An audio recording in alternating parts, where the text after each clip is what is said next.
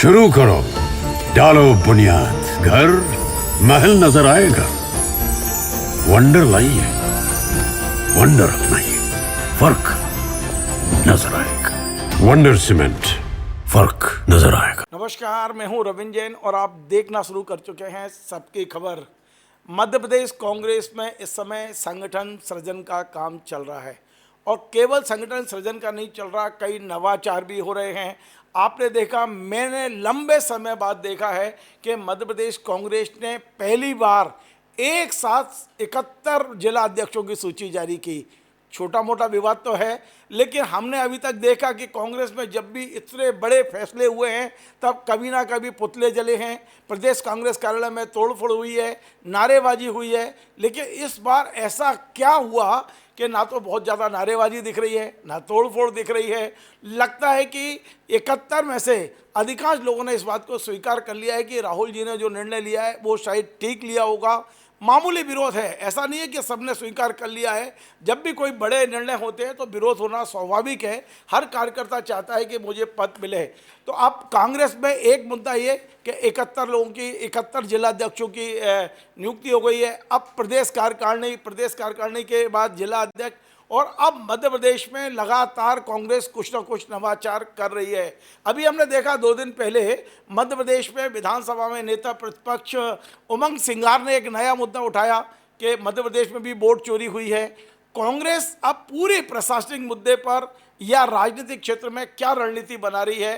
क्या इस जो 71 लोगों को बनाया गया इसका वास्तव में कितना विरोध है, हवा में कितना है, जमीन पे कितना है? और सबसे बड़ा सवाल जो मध्य प्रदेश कांग्रेस का एक एक कार्यकर्ता जानना चाहता है कि आखिर बड़े बड़े नेता जो आपके प्रदेश अध्यक्ष पद के दावेदार थे, उन्हें आपने जिलों में क्यों समेट दिया? ये कोई रणनीति है या वाकई उनको कहा कद छोटा करने की क्या मतलब चाल चली गई है?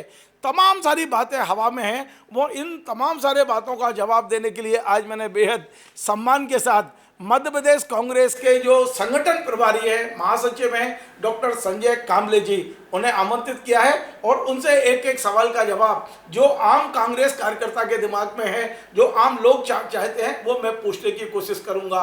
संजय जी, आपका बहुत बहुत स्वागत है। संजय जी, सबसे पहले सवाल जो लोगों के दिमाग में है, आम लोगों के दिमाग में है, जो कांग्रेस पक्षधर लोग हैं, बेशक कार्यकर्ता नहीं है लेकिन कांग्रेस से जुड़े हैं मानसिक रूप से, वो ये समझने की कोशिश कर रहे हैं कि आपने 71 जो जिला अध्यक्ष घोषित किए हैं उसमें कई ऐसे थे जो प्रदेश अध्यक्ष बनने की दौड़ में थे, पूर्व मंत्री थे, विधायक थे, बड़े नेता थे, आपने उन्हें जिलों तक सीमित कर दिया। ये रणनीति का हिस्सा है या अपने नेताओं का कद छोटा करने की कोई चाल है? बिल्कुल रणनीति का ही हिस्सा है ये। नेताओं का कद छोटा, कोई भी पार्टी जो राजनीतिक रूप से एक बहुत अच्छे स्तर की ओर बढ़ती जा रही हो, जिसका नेतृत्व राहुल गांधी जी जैसा व्यक्तित्व कर रहा हो और जो लगातार केंद्र सरकार को चुनौती दे रहा हो, वो मध्य प्रदेश में जब उन्होंने एक युवा अध्यक्ष को बनाया और उसके बाद में जब संगठन सृजन का कार्यक्रम यहाँ पर घोषित किया, निश्चित रूप से पार्टी ने एक बहुत ही सोच विचार कर, क्योंकि हमारा जो मुकाबला है वो भारतीय जनता पार्टी के संगठन से है। और जब भी हमारे लोग बात करते हैं, जब हमारे लोग आपस में बात करते हैं, भाषणों में बात करते हैं, तो वो यह कहते हैं कि हमें मुकाबला करना है भारतीय जनता पार्टी के संगठन से। वो उदाहरण देते हैं कि देखिए, भारतीय जनता पार्टी में कोई भी व्यक्ति आता है, एकदम से 20 वर्ष के कोई मुख्यमंत्री थे, उनके स्थान पर एक नया व्यक्ति मुख्यमंत्री बन जाता है। देखिए ये लोग कैसा परिवर्तन करने का साहस जुटाते हैं। तो इस तरीके के जो उदाहरण वहाँ दिए जा रहे थे, आज निश्चित रूप से मध्य प्रदेश में भी एक इसी तरीके का एक उदाहरण, जिसे कहा जाता है कि कांग्रेस में संगठन नाम की कोई चीज़ नहीं है, इस बात को बार बार लोग दोहराते आए हैं। अब कांग्रेस संगठन की ओर बढ़ रही है, संगठन के निर्णयों की ओर बढ़ रही है। और जैसा कि हम देखते हैं कि जब सारे बड़े नेताओं को सीईसी के मेंबर रह चुके हैं, जो व्यक्ति अगले बहुत सारे बड़े उत्तरदायित्वों की ओर जो है बढ़ने के लिए लोग आ रहे हैं, उन सारे लोगों को जब एक जिला अध्यक्ष के रूप में काम करने का मौका दिया जा रहा है और वो ससम्मान उसे स्वीकार कर रहे हैं, वो खुशी से अपने बयान जारी कर रहे हैं, तो ये कांग्रेस पार्टी के संगठन की ओर, अपनी जड़ों की ओर लौटने का समय है, जिसका सभी लोग स्वागत कर रहे हैं। लेकिन संजय जी, एक खबर ये भी चल रही है कि कई वरिष्ठ नेताओं को ये हवा लग गई थी कि उन्हें अब जिले तक सीमित किया जा रहा है, तो कई लोगों ने दिल्ली जाके जमावट कर ली और जो दिल्ली पहुंच के जमावट कर पाए वो बच गए, और जिनको ये हवा नहीं लगी, भनक नहीं लगी, वो फंस गए। क्या कह रहे हैं कि ये बच गए और फंस गए के बीच की क्या कहानी है? नहीं, ऐसा कुछ भी नहीं है। निश्चित रूप से संगठन सृजन के अंतर्गत कई जो हमारे जहाँ जहाँ पर भी लोगों को दिया गया है, इसके दो तरीके की व्यवस्थाएं जो पार्टी ने सोची है वो यह है कि लोकसभा चुनाव में हम लोग कभी भी कोई तैयारी नहीं करते आए हैं। बहुत बरसों से ऐसा हुआ है कि जो पार्टी का सारा फोकस केवल और केवल राज्य सरकार के ऊपर रहता है। न तो हम नगरीय निकायों की तैयारी ठीक से करते हैं, न ही हम लोकसभा की। इसका नतीजा भी हम लोग भुगतते हैं। पार्टी ने यह तय किया है कि हम आने वाले लोकसभा चुनाव के लिए भी बहुत मजबूती से लोगों को बनाए। तो आज जो जिला अध्यक्ष बने हैं वो अपने न केवल अपने ज़िले में बल्कि आसपास के ज़िलों में और उन लोकसभा क्षेत्रों में भी वो मजबूती से काम कर सकेंगे। तो ये सब परिस्थितियों को ध्यान में रखते हुए इन लोगों को बनाया है। जिन्हें बनाया है उनकी लोकसभा, उनका ज़िला मजबूती से हम अगले आने वाले चुनाव में जीतें और यहाँ से सांसद बने, इस प्रकार की योजना के हिसाब से ये सारी काम किया गया है। संजय जी, अभी मैंने ये सुना जीतू पटवारी जी का बयान, उनका ये कहना है कि ये जितने भी 71 जिला अध्यक्ष बनाए गए हैं लगातार इनका मूल्यांकन होगा, और हमें ऐसा लगता है, महसूस होता है संगठन को, पार्टी नेतृत्व को, कि इनमें से कोई जिला अध्यक्ष कमजोर है, अपनी जिम्मेदारी सही से नहीं निभा पा रहा है, तो इन्हें बदलने में भी हम हिचकिचाएंगे नहीं। क्या कहेंगे इस पर? बिल्कुल, ये बात राहुल जी की ही बात है जो आदरणीय जीतू पटवारी जी ने इसको दोहराई है। उन्होंने स्पष्ट कहा है, इस 24 तारीख को उन लोगों की सबकी ट्रेनिंग बुलाई गई है। 3 महीने का उनको टास्क दिया जाएगा। 3 महीने में उनका परफॉर्मेंस चेक होगा। उसके बाद में 6 माह के बाद में इसका पूरा रिव्यू होगा। जो लोग जो मानकों के ऊपर काम पार्टी करवाना चाहती है और बहुत गंभीरता से, बहुत स्ट्रक्चर्ड वर्क हमको आने वाले समय में देखने को मिलेगा, वो लोग जो नहीं कर पाएंगे निश्चित रूप से उनको तुरंत बदला जाएगा। अच्छा, मैंने एक प्रेस नोट देखा 3 दिन पहले, आपने सोशल मीडिया पर पोस्ट किया, आपके हस्ताक्षर से, डॉक्टर संजय कामले जी के हस्ताक्षर से वो प्रेस नोट जारी हुआ है, जिसमें ये कहा गया है कि पार्टी के जिम्मेदार लोग यदि पार्टी के निर्णय का विरोध करेंगे तो उसे अनुशासनहीनता माना जाएगा और उस पर सख्त कार्रवाई की जाएगी। क्या वाकई ये जो केवल एक धमकी है, चेतावनी है, या वाकई कुछ बड़ा एक्शन लेने के मूड में संगठन है? देखिए, जो 3 दिन पहले पत्र जारी हुआ वो हमारी एक एडवाइजरी थी सभी लोगों के लिए जो लोग सोशल मीडिया पे अपनी बात कह रहे थे। हमने स्पष्ट उस पत्र में लिखा है कि जिसे अपना विरोध दर्ज कराना है उसका स्वागत है, क्योंकि पार्टी में आंतरिक लोकतंत्र है। संगठन में आगे करें, संगठन में आके आप बात करें। सोशल मीडिया वो प्लेटफॉर्म नहीं है जिसमें आप अपनी बात कह सकें। तो जब आप ये सब बात करते हैं तो निश्चित रूप से सोशल मीडिया के माध्यम से और भी वो लोग भी पार्टी को देखते हैं जिनको उसको नहीं देखना चाहिए। तो हमने उसको ये किया और उसका नतीजा यह निकला है। निश्चित रूप से उसकी आलोचना भी बहुत लोगों ने की कि इस तरीके से, लेकिन कांग्रेस में अब बदलाव हमको देखने को मिलेगा। जब हम सामने तुलना करते हैं कि भारतीय जनता पार्टी में कितना भी कठोर निर्णय ले लिया जाता है और कोई सोशल मीडिया पर नहीं लिखता और हमारे ही लोग इसको कोट करते हैं, तो जब कांग्रेस में इस तरीके की बातें हैं तो उसका स्वागत कार्यकर्ताओं के द्वारा ही किया जाना चाहिए। हमने एक उचित फोरम भी उसमें लिख के दिया है कि आप जिले में यदि आपको समस्या है तो आप इनसे बात करें, और प्रदेश स्तर पर आपको बात करनी है, आप यहाँ आइए, आपका स्वागत है, आपके विचार, असहमति सभी को सुना जाएगा, बस सोशल मीडिया पे नहीं करें। और उसका नतीजा यह है कि परसों जब हमारा पत्र जारी हुआ उसके बाद में जिन लोगों ने इस चिंगारी को फैलाया था उन्होंने अपनी अपनी पोस्टें भी डिलीट की हैं, अधिकतर लोगों ने। और अब ये सोशल मीडिया पे इस तरीके की इक्का दुक्का घटनाओं को देख के कुछ नहीं। संगठन कार्यालय में कोई ऐसा आपने मैकेनिज्म तैयार किया है कि जो लोग अपनी बात कहना चाहते हैं उसकी बात को सुनने के लिए किसी को बिठाया है आपने? कोई है ऐसा व्यक्ति संगठन कार्यालय में जो टाइम दे उन लोगों को, क्योंकि जिन्होंने मेहनत किया है, अपेक्षाएं की है कि हम संगठन संभालेंगे और उनके कार्यकर्ताओं में हताशा निराशा है, उसे दूर करने के लिए क्या यहाँ से कुछ लोगों को भेजा जाएगा या वो लोग यहाँ आएंगे तो उनकी बात सुनी जाएगी? क्या सिस्टम बनाया है? सिस्टम हमने बनाया हुआ है। जिले में अभी हमने पिछले 3 माह से जिला समन्वय समिति को बहुत सक्रिय किया है। उसकी प्रति माह बैठक होती है, इस माह भी उसकी बैठक है। तो वो लोग अपनी जिला समन्वय समिति में जिले के सभी वरिष्ठ लोग हैं और उसमें एक अनुशासन समिति भी है, वो वहाँ बात रख सकते हैं। मैं संगठन कार्यालय में, मुख्यालय में मैं स्वयं बैठता हूँ, हमारे अनुशासन समिति के अध्यक्ष हैं राजेंद्र सिंह जी, वो बैठते हैं। तो हम लोग तमाम लोग हैं यहाँ पर जो आपकी बात सुन सकते हैं, व्हाट्सएप कर सकते हैं, मेल कर सकते हैं, आप लेटर भेज सकते हैं, स्वयं आ सकते हैं। कांग्रेस का दरवाज़ा सभी के लिए पूरे समय खुला हुआ है। सर, केवल सुनवाई होगी या वो जो कह रहे हैं उसको नोट करके उनको आगे जाके कोई अकोमोडेट करेंगे आप? क्योंकि जिन व्यक्तियों ने उम्मीद कर ली थी कि भाई मैं मतलब पूरी कार्यकर्ताओं की फौज तैयार की, कांग्रेस के लिए लड़ रहे हैं, झंडा उठा रहे हैं और उनकी आशाओं पर पानी फिर गया है, तो उन्हें अकोमोडेट करने का क्या तरीका है आपके पास? इसकी एक रिपोर्ट चूँकि दिल्ली ने मंगाई है, हम लोग उसकी तैयार कर रहे हैं कि जहाँ जहाँ पर भी इस तरीके का कार्यकर्ताओं की भावना है कि उचित निर्णय नहीं हुआ है, उसकी एक फेयर रिपोर्ट बनाकर हम लोग दिल्ली देंगे और उसके हिसाब से तो फिर कुछ वहाँ पर जिलाध्यक्ष काम बदल होगा। सकते हैं क्या? देखिए, जिला अध्यक्ष बदलने के बारे में स्पष्ट रूप से आज भी प्रेस कॉन्फ्रेंस में प्रदेश अध्यक्ष जी कह चुके हैं कि अभी जिला अध्यक्ष कोई भी बदला नहीं जाएगा, चूंकि निर्णय संगठन ने लिया हुआ है। जो भी निर्णय है उसका अभी हमें स्वागत करना है। यदि बहुत ज़्यादा समय ऐसा बीता और वो अक्षम साबित हुए तो निश्चित रूप से उनको बदला जाएगा।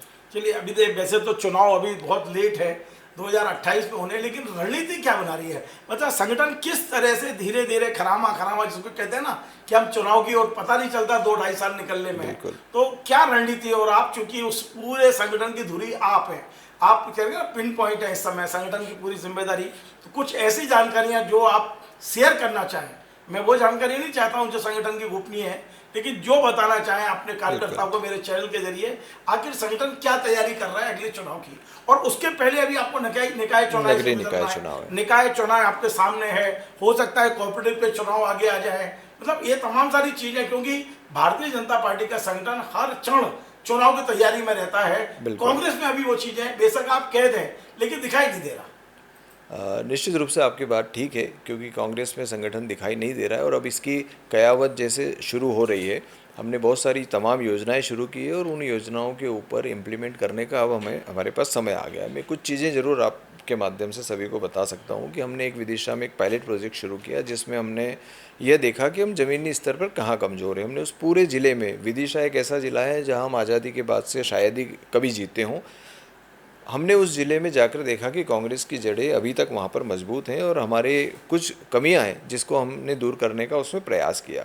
अब उस विदिशा पायलट प्रोजेक्ट को, जैसे मैं संगठन मंत्री होने के नाते मैंने स्वयं उसको लीड किया, मैं स्वयं फील्ड में गया, हमने जाकर बहुत बरसों बाद कोई शायद यहाँ से बाहर गया होगा और संगठन मंत्री के रूप में फील्ड में काम किया होगा। तो हमने एक तो वो कोशिश की और उसके बाद में उसी प्रोजेक्ट के तहत अब हम लोग अपनी ग्राम पंचायत कमेटियाँ, वार्ड कमेटियाँ बना रहे हैं, यानी हम अब नीचे जड़ों से शुरुआत कर रहे हैं।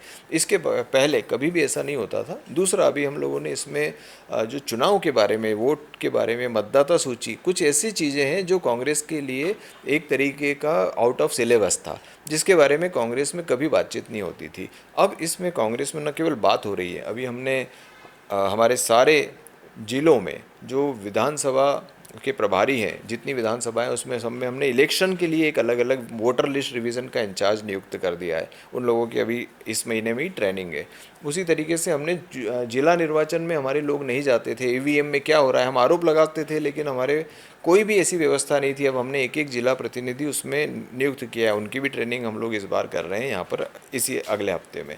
तो हम वो सारी तैयारी कर रहे हैं। हमने एक प्रशिक्षण विभाग कभी भी हमारे यहाँ पर नाम के लिए ज़रूर था, लेकिन हमने उसमें इंटरव्यू बुलाए। अभी पिछले महीने करीब करीब 250 लोगों ने इंटरव्यू दिए मध्य प्रदेश में, उसमें से हमने 100 लोगों का चयन किया। उनकी 2 दिन की प्रशिक्षण हमने कर चुके हैं और वो एक टीम हमारे पास ट्रेनिंग की पूरी तैयार है। वो कांग्रेस के लोगों के तैयार है, उसमें किसी को हमें पैसा भी नहीं देना है और वो सारे लोग कांग्रेस की विचारधारा से जुड़े हुए लोग हैं। तो हम एक ऐसे विज़न की और एक ऐसे डायरेक्शन की ओर बढ़ रहे हैं धीरे धीरे, कि जिसमें हमारा पूरा फोकस उस जनता के साथ में फिर से अपने संबंध सुधारना हो जिससे हमारा कनेक्शन टूट गया था। तो कुल मिला के हम लोग जो काम करने जा रहे हैं संगठन को लेकर, और बहुत अच्छे पॉजिटिव सोच के साथ में हम लोग जा रहे हैं। हमारे सारे प्रकोष्ठ थे, जो प्रकोष्ठ बने हुए थे, विभाग बने हुए सारे थे, लेकिन वो काम क्या कर रहे हैं इसके बारे में कोई जानकारी नहीं थी। अब जो नए हम लोग बनाते जा रहे हैं, उनसे उनका 3 महीने का वर्किंग प्लान लेते जा रहे हैं, वो क्या करेंगे और उन्हें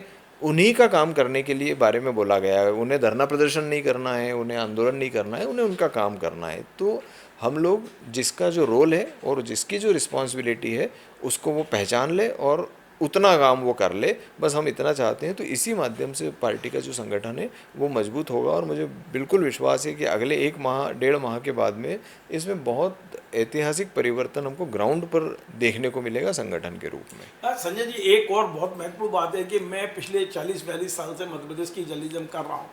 मैं ये देख रहा हूँ कि भारतीय जनता पार्टी ने निरंतर अपने आप में बदलाव करते हुए अब भारतीय जनता पार्टी में तीसरी पीढ़ी को उतार दिया। कुशाभाऊ ठाकरे, उसके बाद में शिवराज सिंह चौहान, कैलाश जी वगैरह। पहली पीढ़ी में हम कुशाभाऊ ठाकरे, सुंदरलाल पटवा और ये तमाम नेता संघ जो जनसंघ से बीजेपी में आए। दूसरी पीढ़ी के रूप में कैलाश विजयवर्गीय, शिवराज जी वगैरह। और तीसरी पीढ़ी के रूप में हेमंत खंडेलवाल जी, वी डी शर्मा। लेकिन कांग्रेस की ओर हम देखते हैं तो हमें आज भी 77-78 साल के कमलनाथ, 77-78 के दिग्विजय सिंह, वहां से शुरुआत दिखाई देती है। हालांकि ये बात सही है कि राहुल गांधी के आने के बाद में उमंग सिंघार और जीतू पटवारी अपेक्षाकृत काफी यंग लोगों को उतारा गया है। तो कांग्रेस अपने अंदर ये बदलाव क्या इस प्रक्रिया से गुजर रही है, करने वाली है? और दूसरा सवाल जो बहुत से लोग जानना चाहते हैं कि आपने 71 लोग जो सूची जारी की है उसमें आपने ये तो बता दिया 8 दलित है, 11 आदिवासी है, 3 अल्पसंख्यक है, लेकिन आपने ये कभी नहीं बताया कि एज ग्रुप क्या है इनका। क्या एक अपेक्षाकृत जो पहले बनते थे 60, 65, 70 साल के, कमर हिल रही है लेकिन फिर भी पद नहीं छोड़ रहे हैं, क्या आपने यंग लोगों को मौका दिया इस बार? बिल्कुल, पहला जो सवाल आपने पूछा था कि कांग्रेस में जो पीढ़ी परिवर्तन है, वो पीढ़ी परिवर्तन का ये दौर अभी चल रहा है। पहला पीढ़ी परिवर्तन हुआ था जब आदरणीय दिग्विजय सिंह जी के समय में जो परिवर्तन आया था। उसके बाद में हम लोग 10 साल सत्ता में रहे, फिर 10 साल विपक्ष में रहे, और उसके बाद में केंद्र सरकार गई। तो जो हमारी कांग्रेस पार्टी थी, वो कांग्रेस पार्टी उन परंपरागत परिवारों, इस बीच में 2 जनरेशन हमारी कांग्रेस की उन्हीं के साथ में जो है हाथ में रहा वो। लेकिन जब सारा कुछ हो चुका, उसके बाद में जब जीतू पटवारी जी को अध्यक्ष बनाया गया, उमंग सिंघार जी को नेता प्रतिपक्ष बनाया गया, तब आप देख सकते हैं कि मध्य प्रदेश में जिला अध्यक्षों के रूप में जो इन्होंने 4 जिला अध्यक्ष बनाए, चारों युवा बनाए।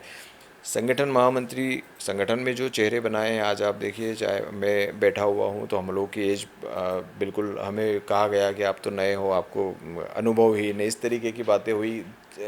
ऐसे ही हमने वोटर लिस्ट के लिए जो रिवीजन के लिए लोग बनाए, तो हम लोग जो बना रहे हैं वो सारे के सारे लोग अब लगभग लोग वो बना रहे हैं जिनकी एज ग्रुप 40 से 50 साल के बीच में है। तो ये पीढ़ी परिवर्तन का दौर है। निश्चित रूप से ये जो सरपरस्ती है आदरणीय कमलनाथ जी की, दिग्विजय सिंह जी की, ये तो बुजुर्गों की सरपरस्ती है हमारे परिवार में, और वो बनी हुई रहना चाहिए। लेकिन उनके मार्गदर्शन में हम लोग जो है काम करें, इसलिए पीसीसी में एक तरीके का जो व्यवस्था बनाई गई है वो बनाई गई है कि इंचार्ज हमने उनको सम्मान के रूप में बनाया है, और उसके साथ ही जो वर्किंग टीम हमने दी है वो पूरी युवा दी है, और उन्हें जो प्लान करके दिया है वो भी हमने उस प्रकार से दिया है कि वो युवा पीढ़ी काम करेगी।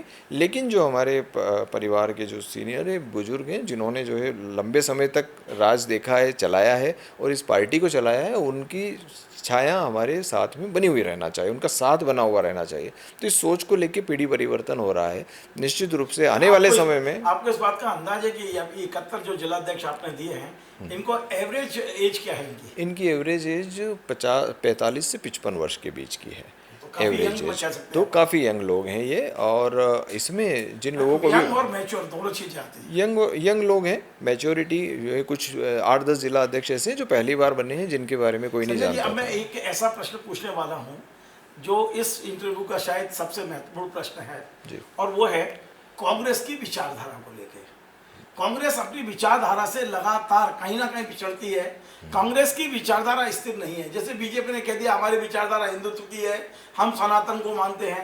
कांग्रेस की विचारधारा क्या है? वो गांधीवादी विचारधारा की तो हम बात करते हैं, लेकिन सच्चाई है कि विचारधारा को लेके 4 नेता चारों अलग अलग दिशाओं में दौड़ते हैं, बयानबाजी अलग अलग करते हैं। क्या कांग्रेस कभी अपनी स्पष्ट विचारधारा पर काम करेगी? क्या वो अपनी विचारधारा पर ट्रेनिंग देगी?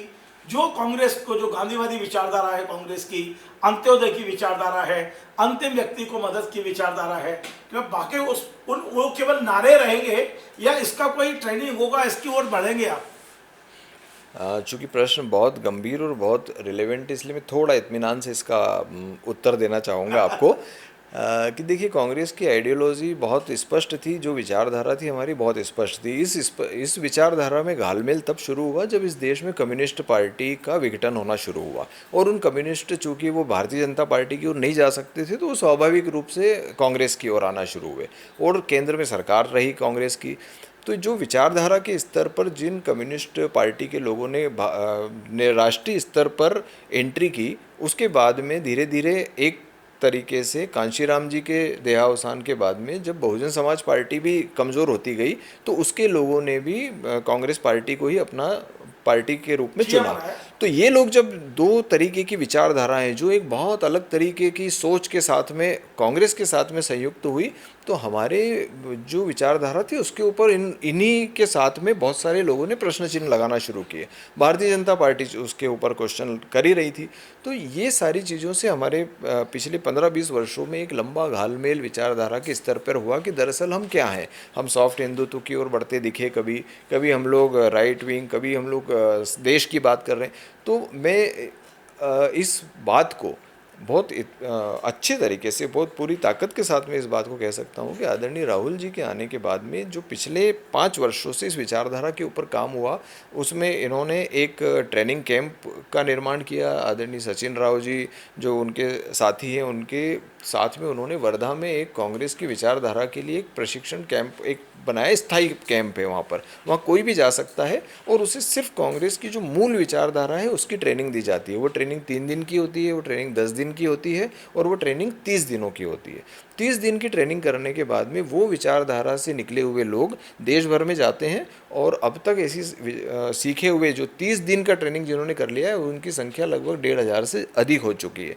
तो ये सारे लोग जो विचारधारा को बनाते हैं, मध्य प्रदेश के 350 लोग हैं इसमें, और उन्हीं लोगों से हमने, सूची आपके पास है? बिल्कुल उनकी सूची है, उनका उपयोग हमने विदिशा में पायलट प्रोजेक्ट में किया। चूँकि राजनीतिक रूप से वो लोग बहुत सक्षम हैं, बहुत आइडियोलॉजिकल तो कमिटमेंट है उनका, तो हमने उनको बुलाया और उनकी सेवाएं वहाँ ली। उन्होंने 20-20 दिन वहाँ पर घर से दूर रहकर काम कराया। तो विचारधारा जो कांग्रेस की विचारधारा है वो इस देश की जो मूल विचारधारा है, जिसे हम कहते हैं कि जो समन्वित संस्कृति है, सनातन संस्कृति है, उसे हम सेक्युलर कह दें, उसे हम भगवान राम की आइडियोलॉजी कह दें, उसे हम इस देश की विचारधारा कह दें, जो प्राणियों में सद्भावना हो, सभी में जीवों का कल्याण हो, विश्व का कल्याण हो, इस तरीके की समन्वित जो विचारधारा है उसे ही कांग्रेस पार्टी ने अपनी विचारधारा बनाया था आज़ादी के वक्त भी और आज़ादी के बाद भी, और उसे ही संविधान में स्थान भी दिया। जो संविधान की प्रस्तावना है वही मूल रूप से कांग्रेस की विचारधारा को ही इन्होंने संविधान की प्रस्तावना में स्थान दिया है। तो हम अब बात रहा सवाल इस बात का, हम लोगों ने जो ट्रेनिंग कैंप बनाया है मध्य प्रदेश में, उसमें आप देखेंगे, कभी हम आपको भी आमंत्रित करेंगे कि आप आइए। हम लोग विचारधारा के स्तर पर लोगों को अब स्पष्ट कर रहे हैं, राहुल जी भी स्पष्ट कर रहे हैं कि कांग्रेस पार्टी की जो विचारधारा है हमें उसी के साथ में रहना है। अब हम ना लेफ्टिस्ट हैं ना राइटिस्ट हैं, हम बिल्कुल उस चीज़ के साथ में हैं जो इस देश की आत्मा है। चलिए, एक बहुत महत्वपूर्ण और अब आखिरी सवाल, मैं बिल्कुल अपने इंटरव्यू के आखिरी उसमें आ गया हूँ दौर में, और ये सवाल इसलिए ज़रूरी है कि भारतीय जनता पार्टी ये दावा कर रही है कि आपके 4 लाख कार्यकर्ता मध्य प्रदेश में उसने तोड़ लिए, 4 लाख कार्यकर्ता उधर चले गए। आपके नेताओं से बात करो तो वो ये कहते हैं कि भाई हमारा कचरा उधर चला गया। अब जब वो वापस आते हैं तो क्या उसको आप कचरा मानेंगे क्या कि कचरा वापस आ गया? आप गले भी लगा लेते हैं। तो इस मुद्दे पे कांग्रेस की रणनीति क्या है? आप संगठन प्रभारी हैं मध्य प्रदेश के, आप प्रतिदिन अध्यक्ष और पूरी पॉलिसी को लेकर निर्णय करते हैं। आने वाले समय में मान लीजिए भारतीय जनता पार्टी का उतार होता है या भारतीय जनता पार्टी में उन लोगों को पार्षद से लेकर दूसरी टिकटें नहीं मिलती, वापस कांग्रेस में आना चाहते हैं, तो कांग्रेस ने क्या अपने दरवाजे खोल रखे हैं या उसमें आपने कोई फिल्टर लगाया है? किस तरह से क्या करेंगे या इस बारे में अभी निर्णय होना बाकी है? ये तीनों प्रश्न मेरे हैं, आप केवल उनके बारे में बताइए। क्या बाकी 4 लाख लोग गए हैं? यदि गए हैं या जितने भी गए हैं उन्हें यदि वो वापस आना चाहते हैं तो कांग्रेस की क्या रणनीति है? नहीं, देखिए, पहले तो 4 लाख लोग नहीं गए हैं, इसमें कोई भी शक नहीं है। हमारे पास में पूरी सूची है, उसमें करीब 1,500 के आसपास लोग गए हैं, जिन्हें बिल्कुल पूरे मध्य प्रदेश में, पूरे मध्य प्रदेश से सिंधिया जी के साथ में जाने के उस पूरे फेज़ को हम अलग कर दें, लेकिन उसके बाद के जो 5 साल का फेज़ है 2020 से लेके अभी तक, केवल 1,500 लोगों की सूची हमारे पास में मध्य प्रदेश में रिकॉर्डेड है, जिन्हें हमने जो लोग गए उन्हें जिलों से मंगाया, उनकी निष्कासन की सूची भी हमारे पास में है। उन लोगों में से करीब 750 लोगों ने अभी हमें वापसी का आवेदन लगा के रखा हुआ है कि हमें वापस ले लिया जाए। लोग वापस आना चाहते हैं, उनके आवेदन हैं, उनके आवेदन भी हैं, बिल्कुल उनके आवेदन है हमारे पास, यस, उनके आवेदन भी हैं। इसलिए मैं आपको बता रहा हूँ क्योंकि मैं इस बात से बेहद खुश हूँ। हेडिंग बनाऊंगा आज की, बिल्कुल, लोग वापस देश में कांग्रेस से जितने लोग बीजेपी में गए हैं उसमें से आधे लोगों ने वापस आने का आवेदन कांग्रेस कार्यालय में दिया है, आवेदन दिया है, बल्कि वो स्वयं भी आते हैं, इधर उधर रिकमेंड भी कराते हैं। लेकिन पार्टी ने इस बात को, जब लास्ट पीएसी की मीटिंग हुई थी उसमें आदरणीय कमलनाथ जी ने पीएसी की मीटिंग में इस बात को उठाया था कि भाई इतने लोग वापस आना चाह रहे हैं तो उन्हें हम जो है ले क्यों नहीं रहे हैं। तो जब आदरणीय भंवर जितेंद्र सिंह जी उसके अध्यक्ष थे तब उन्होंने ये कहा था कि हम लोग इसके बारे में निर्णय करेंगे। आखिरकार निर्णय उसमें अभी डिसाइड नहीं हुआ है, निर्णय नहीं हुआ है, लेकिन निर्णय के ऊपर जो समझ बनी है वो यह बनी है कि यदि हम कोई किसी को लेना चाहते हैं तो हम उसे कम से कम 3 शर्तों के साथ लें। आने वाले चुनाव में उसे, जो भी आने वाला चुनाव होगा उसमें हम उसे टिकट नहीं देंगे, पार्टी में उसे हम कोई पद नहीं देंगे, आम कार्यकर्ता की तरह उसका स्वागत होगा। वो कम से कम अगले चुनाव तक अपनी प्रतिबद्धता पार्टी के साथ बना के रखे और उसके बाद में उसे उसके अगले चुनाव में यदि हमें लेना होगा, टिकट देना होगा तो वो करेंगे। इसके ऊपर बात चर्चा चल रही है और इसके ऊपर निर्णय आएगा। आप बताना चाहें या ना बताना चाहें, लेकिन क्या ये सच है कि जो लोगों ने आने के आवेदन दिए हैं उनमें कुछ पूर्व विधायक या कोई बड़े पद नेता भी हैं, कुछ बड़े चेहरे हैं इनमें?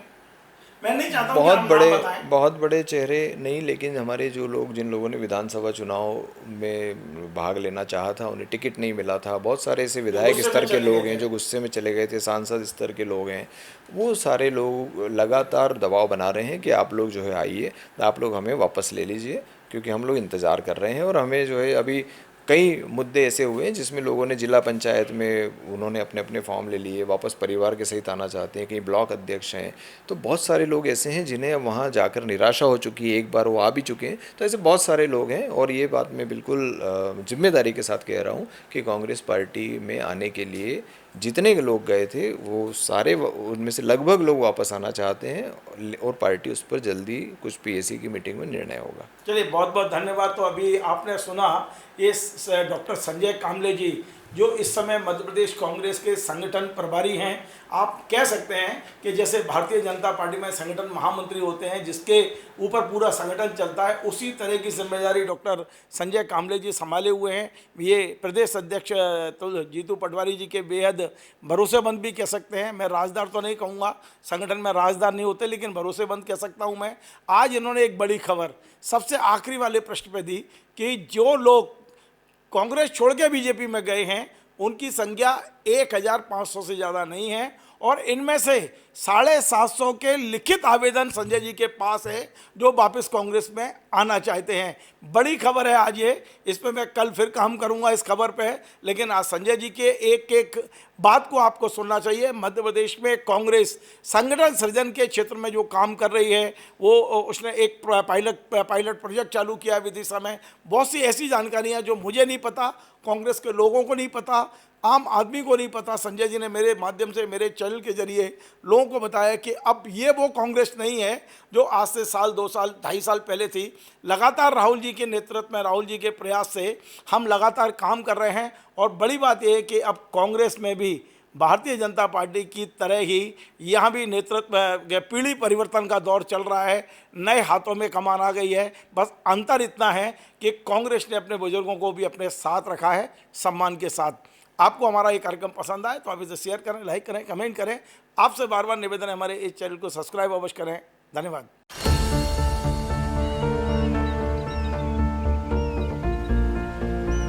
जो बनकर मेरा हमसफर आएगा, सिर्फ उसी को फर्क नजर आएगा। शुरू करो, डालो बुनियाद, घर महल नजर आएगा। वंडर लाइए, वंडर अपनाइए, फर्क नजर आएगा। वंडर सीमेंट, फर्क नजर आएगा।